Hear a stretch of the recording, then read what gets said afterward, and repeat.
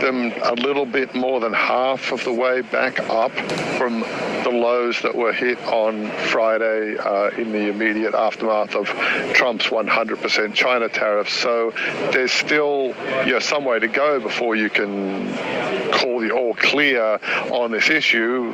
After all, it's mostly been the US that has been signaling a strong interest in finding a way towards trade peace.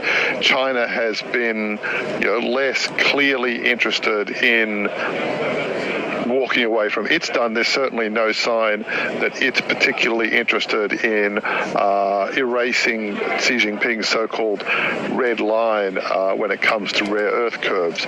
So there's optimism out there for equities, but it's still somewhat cautious. I think it's also worth noting that gold, I know we're used to this, it made another record, but it also made that record with its biggest one-day gain since June. So if you've got gold rising like that, it's a little bit hard to say that risk sentiment is in a particularly good place.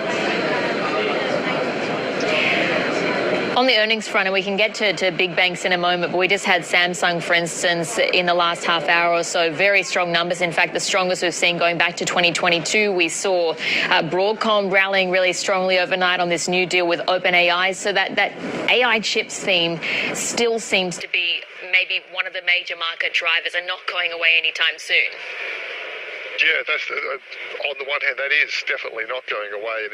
And in fact, we're also in Asia, of course, looking forward to TSMC's earnings on Thursday, which a lot of the indications are that will be another strong result, and that will underscore the theme that if there's one thing you can rely on in the stock markets at the moment, it is AI demand and therefore the spending on AI infrastructure. So for the short term, at least, that's a very key driver for equities.